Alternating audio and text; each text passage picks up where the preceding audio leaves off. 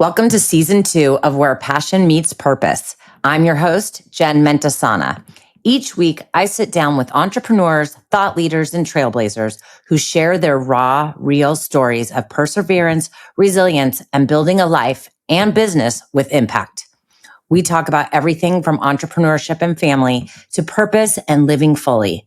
My goal is to inspire you to start that dream, push through the hard seasons, and wake up every single day ready to live the life you were born to live with passion and purpose. Welcome back to Where Passion Meets Purpose. I'm your host, Jen Mentesana.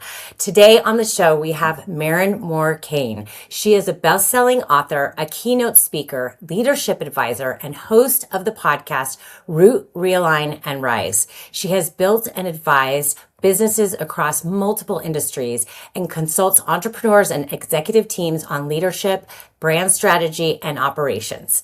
Marin, thank you so much for being here today. I am so grateful to have you on the show. It is my pleasure. I'm happy to be here. Thank you.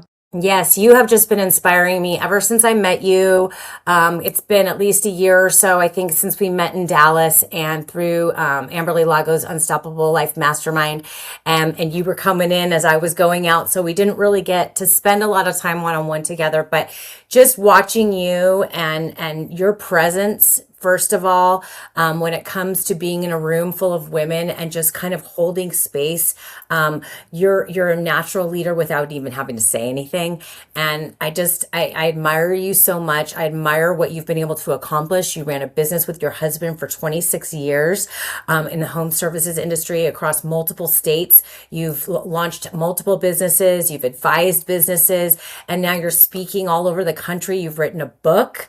You have your own podcast. And you really do teach women and teams across multiple industries how to lead. And I think our listeners really want to hear more about what leadership looks like in today's world. Yeah, thank you so much. I feel like, you do those things on a daily basis and you're like, yeah, I know how to do them. But when you hear somebody else say that, it feels like such a compliment. So thank you. I appreciate that. Of course. Well, it's true.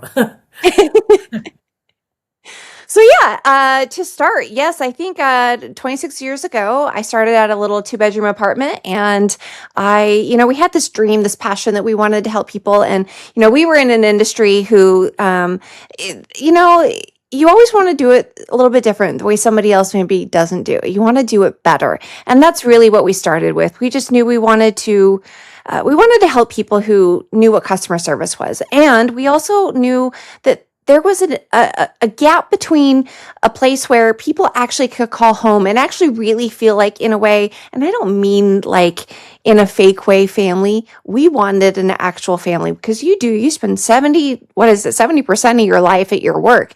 The people that you work with become your family. And so that was super important for us. And we had people in 34 states. We had people that were staying with us, 18, 20 years. I mean, our accountant he's been with us since like 2 years since the beginning. And he was in and out with us in between health issues of his own. And, we're just really grateful for the loyalty of people that we had with us, really. And, you learn a lot along the way. You really do. And I loved working with the teams and the people themselves. I was just going to say, I find so much, especially in business, when you're leading teams, it is really about your people. And if you can build the kind of culture and environment that allows others to thrive. And I think there's this philosophy at least in the old days when I worked in corporate America, it was all about, someone kind of, when leadership was thought of as, I direct and you do as I say, as opposed to how do we empower our teams to rise to the goal of the whole. And I think that that's such an important philosophy and mentality to have in today's business, because people really want to be part of a team. They don't want to be in a dictatorship. And so I think it's so important that when you are a leader, that you really surround yourself with the kind of people who want to be part of a team. And then you become the one that empowers them to be even greater than you could imagine.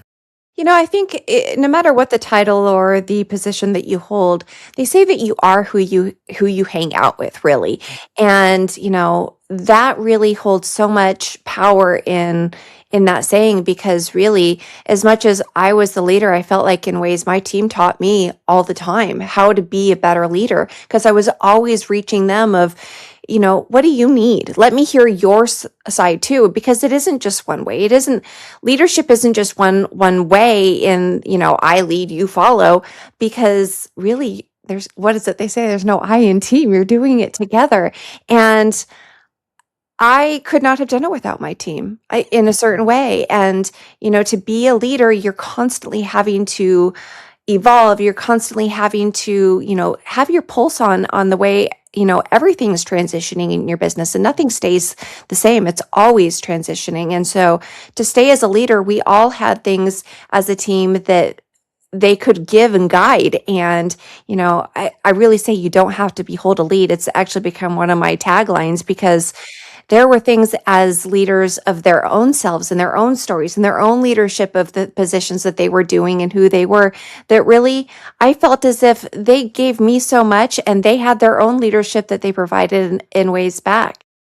Yeah, for sure. And I think we learn so much about ourselves through the mirror or the lens through others, right? I think I've learned so much about myself as a leader through the employees that I've had through the years in the restaurant business. We have a lot of turnover. It's the nature of the industry. But the ones who really stuck out at me, that stayed with us for a few years, I learned so much from them, and how to become a better leader myself through them projecting what they needed from me. And I think that's a really powerful thing. I'm super curious, because a lot of the people that listen, a lot of the women that listen to the show are entrepreneurs. They may have one or two team members. They may not be, employing a ton of employees, but they are possibly at that stage where they're looking to bring on employees or bring on more employees. What was that transition like for you as a business owner, starting in your 2-bedroom apartment, with just you and your husband, to building a team? What is that transition like? You know what? Actually, those were some of my best days when you Yeah. were in that growth, and if you're in that stage, it's probably one of the best, because you know in your heart where you're at. Like you have that why that you're still carrying with you. And before you have to bring a bunch of people on and teach that in a way, they're part of that process with you. I think when you're in that process, there's a lot.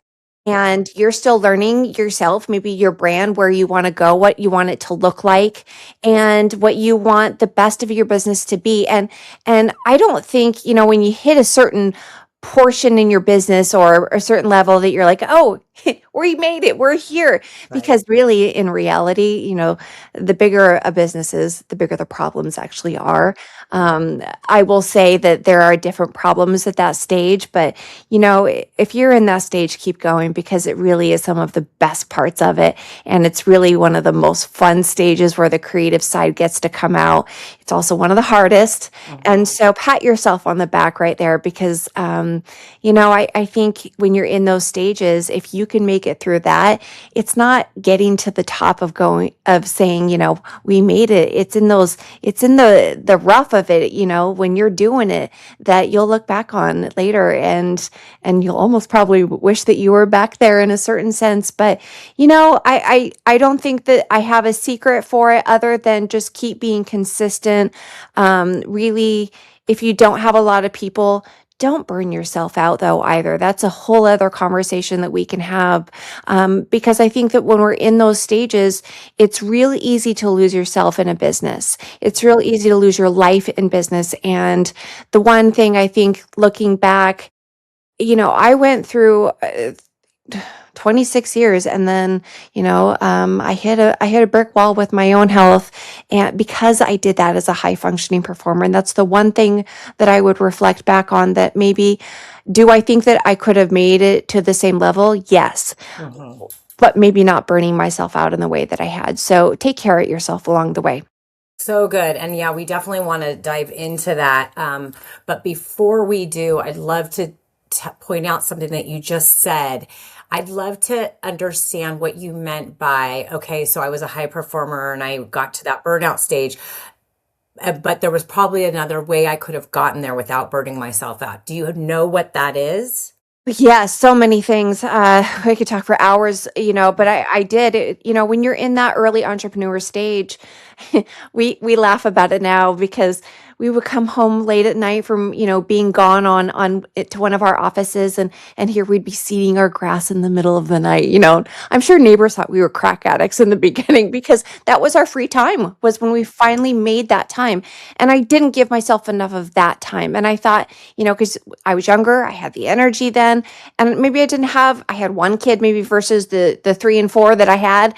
And so, you're not dragging four kids around, at that point. You're with one, you do though. You tend to, they'll adapt. And actually, I have memories of processing payroll from my hospital bed after having my child and after having him. And so there is time that you have to give yourself for balancing out who you are without being an entrepreneur and just being who you are as an individual. And I will be really quick to tell you that I didn't do that. I spent a lot of my time, my family was my absolute priority, but I also didn't give them enough of that time. And there are times that I reflect back and I think I wish I would have done a little bit more of that. And then there are other things that we prioritize because our business is growing and that has to come first. And, as silly as, even our high school reunions, I missed my first one. I will be very honest to tell you that as silly as those sound, you lose yourself along the way. And if you're not careful listening to your body, listening to your personal time, you lose that identity and you start to become one person, which is really for us, it was the leader of Nationwide.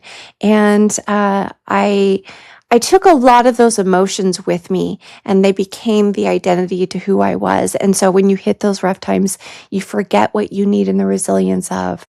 Right. Oh my gosh. It is so absolutely true. I mean, I know you were 26 years in that company. I'm 14 years in our restaurant business. And there was a time about 10 years in where I just was like, what is my identity outside of this? I'm a mom, yes, and I'm this, but who am I? Like I kind of lost myself in that as well. And I think it does take taking a step back and being like, well, is this all I am?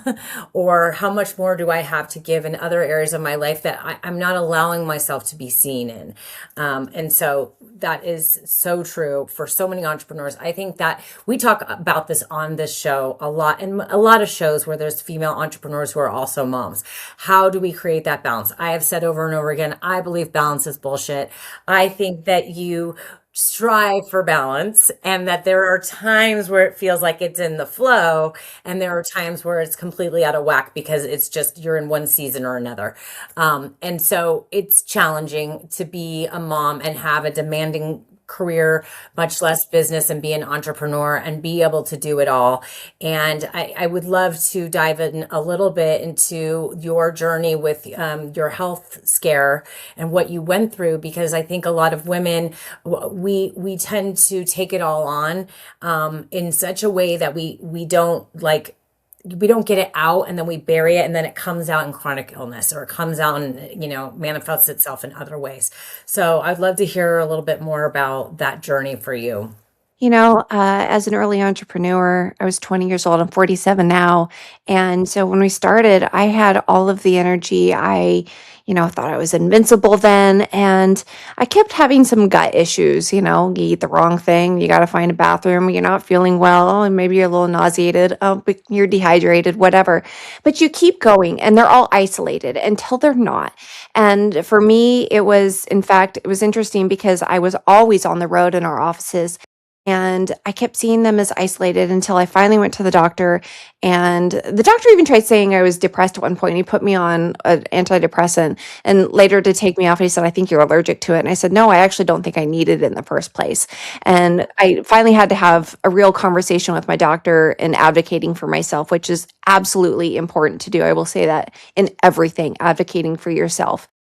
But I finally had to have my doctor listen to me. Finally, I was diagnosed at the time with what they didn't know, which is now actually fairly common, at least in the medical industry of what's being known now is celiac disease.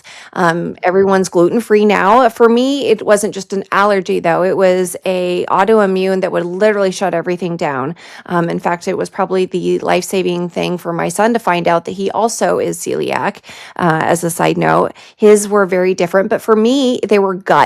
And I was always sick. I was always vomiting. And I never thought anything of it other than, well, I must have had some cross contamination.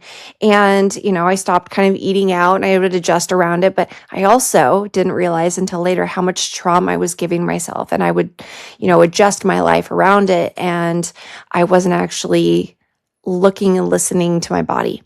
And then in 2019, I was running at this fast pace. In fact,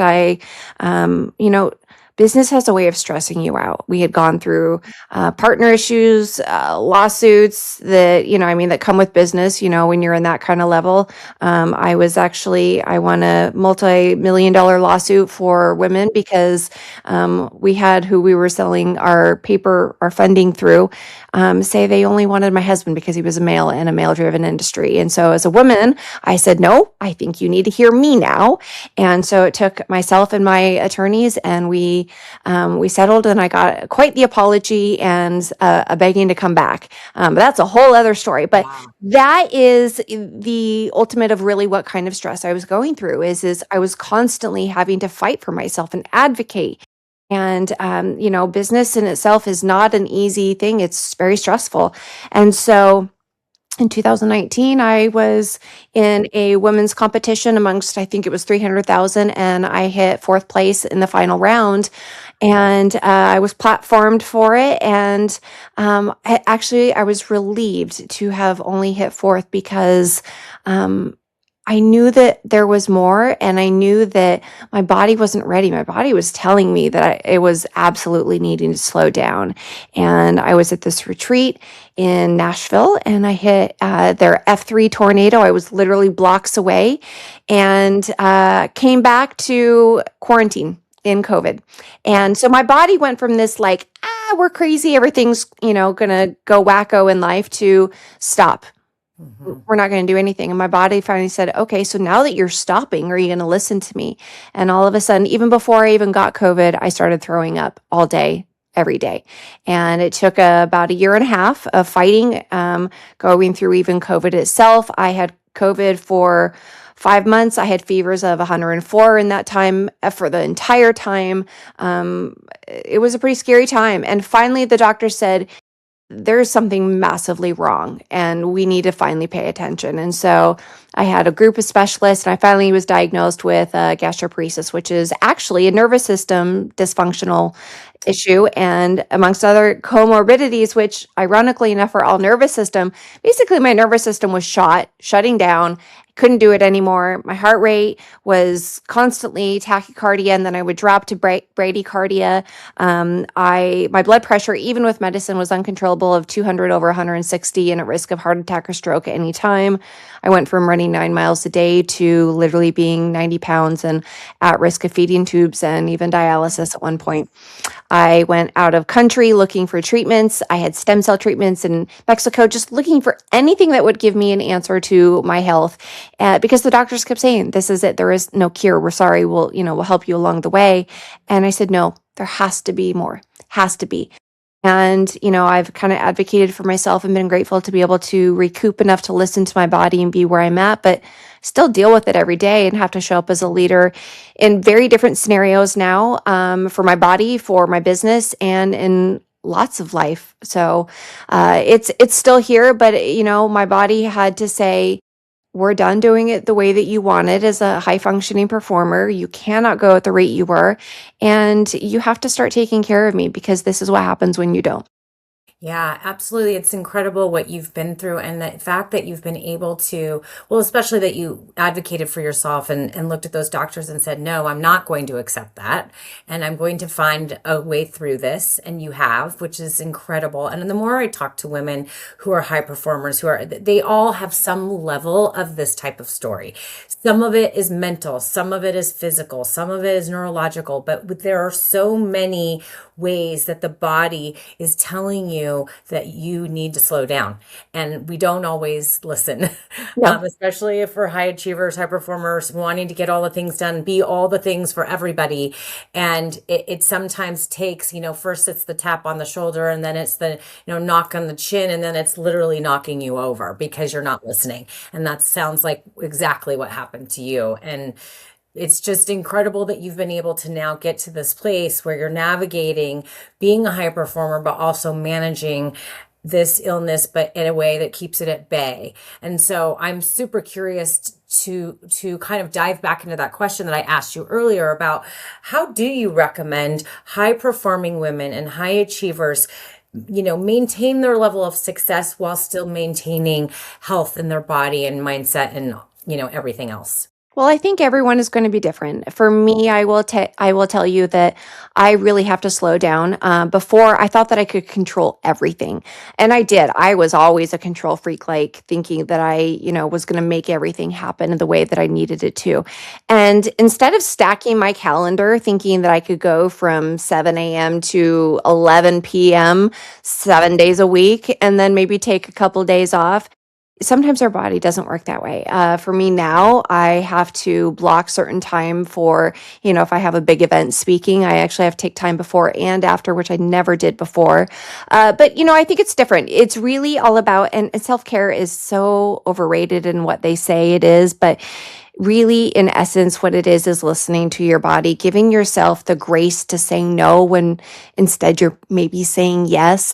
It's taking time for yourself during the day, even as silly as setting a reminder to drink more water. Having that salad is great, but maybe your body doesn't digest fiber in a certain way, or it's knowing how to listen to your body before it hits the wall. It's not ignoring certain things. I take a lot more time in the morning and I really show up differently. For me, it's 5 minutes in the morning of just sitting in quiet and giving gratitude. Because before we're so busy thinking that we're on to the next, or we're so busy reflecting on the past that we forget to live in the moments that we have. And really, that is a really precious thing and a gift to have because we don't know what happens, what our next thing is, number one. And number two, for somebody who's a control freak in that sense, appreciating what you have is actually something that, I forgot to do. And I was always thinking that there was more instead of that high drive and thinking that, I needed more or, really it's showing up with the Joneses, for some people. That's not what life is. And so we put these pressures on ourselves so much more than we necessarily need to. And so sometimes we have to really give ourselves that grace and say, you actually really are doing amazing. And I don't think we do that enough for ourselves. So incredibly true. I think most of us, and again, I'll go back to this, high achiever mentality is like, maybe it's type A, I don't know, but there's some mentality out there that if doing more means more success and constantly adding more to you, but okay. And if I even find myself even now where I'll go, oh, I have 30 minutes. And instead of relishing in that, I'm like, why am I not busier? Right? Like I'm thinking there's something else I should be doing instead of looking at that 30 minutes as a gift and saying, oh, I should take a step outside and sit in the sunlight for a little bit, say a little prayer, spend time with my dog, whatever it is that's going to get me grounded instead of just rushing from one thing to the next. And I think when we're high performer, we're in from that hustle culture. And I really do think that there's a transition, and I hope there's a transition for entrepreneurs now and even executives in corporate America. I know it's a little different and that environment can be different, but to really slow down and understand that there is no place to get to. You are literally doing the best work you can in that particular moment. and being in acceptance of what that, sure, there are goals and there are plans and there are steps to go and achieve for, but in this moment, this is what we're working on. Yeah, I think that we sometimes forget or we have fear of FOMO, right? Thinking that if we don't take advantage of this time or this opportunity, we're going to miss out. This will never happen again, or I'll never get this time back in certain ways. And here's the real truth to that: when you can block things out and you can give yourself that grace and really prioritize some of that, yes, that 5 minutes you could use for so many other things, but when you're blocking it out in certain ways on your calendar, you actually have more clarity and you can produce faster, or you can have a little bit more understanding instead of circling your brain so hard to think about maybe what that project is going to look like. When you step outside and give yourself that breath of fresh air, it will actually come to you a lot easier. And I didn't understand that. And it's sometimes even something I still have to remind myself with of just give yourself a little bit more grace and time in that. Block your calendar a little bit differently. You don't have to stack things. You don't have to do everything and say yes to everything. And people forget that because it may not be that opportunity that you're turning down that may come back again, but maybe something better. Right, exactly. And I think that's the thing I think that's shifted, at least with how I do business. It's no longer about chasing it. It's about getting quiet enough and grounded enough to know which opportunity is right for me. And so I think that's the difference in how I align my business. And I think when you live in that and operate that way, your work becomes more enjoyable as well. Yeah. So let me ask you this question. When you're working with, let's say, executive teams or even entrepreneurs, what is your process like? Whether that's a workshop, do you have a framework that you do? Do you take them through a process, or do you work one-on-one with like executives? What's your overall, offering? So I actually do multi-level. So I actually do from group. I do workshops. I have a mastermind. I actually just am getting ready to launch a new collective. I have a retreat that I'm getting ready to plan. I've done all different levels, so you can come in at all different levels. I do actual individual coaching as well, and so really it comes down to what does, as you're coming in, if you're somebody that I see that needs help in a certain area, I sit down with you and I get to know you. That to me is the biggest thing. I don't just go by, well, this is my process. Yes, I have frameworks, but I'm really intentional to work with my clients and hear who they are. What are your values and what is your why? Because in reality, every one of us is different. And one, if I can't work with you, I'm going to say no and put you with the right person. But two, if you're somebody that my heart like calls to you, I'm a heart-based leader entirely. And so if it calls to work with you and that's the first thing I go through is what's your value? Why are you doing this? Because if I know that, then that gets me to the root of how you're doing it. That gets me through. Now let's figure out the way to realign and then rise differently. I love that. So beautiful. I'm the same way with my clients. A lot of people, in today's, self-development world or coaching world will talk about their frameworks and talk about their specific processes and the ways that they do things. I don't think it's a one size fits all. I think we all have, there's so much depth to the individual before you even get to the point of talking about business, right? And until you know what that is, you can't move forward with the process to move them forward as a leader. So how would you leave it with, if you were, talking to a group of women who are maybe entrepreneurs, in their second, third year of business, and they're looking to level up their businesses and their level of leadership, what would be your best piece of advice for them? Number one, you're in my favorite stage of leadership. And I think I said that earlier, but really this is the fun time. So enjoy it. I think that there's blood, sweat, and tears that goes into that time, and give yourself some grace. But two, just keep going, keep working hard, and don't put so much pressure on yourself, because really, while you think that you may not be doing it all, you think that you're not there yet, you think that you have so much more to do, to give, and to have, here's the reality. We all are, but you are just becoming. And this is the fun part of it is, I think that we think that there's always, greener grass on the other side. And in reality, every side, as we've heard the saying before, it's all greener where we water it. Enjoy where you're at and really just give yourself the time to focus on why you're doing it, because I think we get lost in the weeds of it all. We really do. We think that we have to be in a certain area with our business. And yes, there are priorities that we have to pay the bills. We have to do all of that. There's so many pressures in it, but that's in every position, every job, every place that we're going to be in the work. And so just try to enjoy it as best you can and really give yourself that grace. That's so beautiful and so perfectly said. I'm all about staying in the why as well, because why are you doing it if you're not connected to your why in the first place? So it's a lot to be an entrepreneur and take that leap and do that thing. So if you're gonna do it, try to have fun while you're doing it.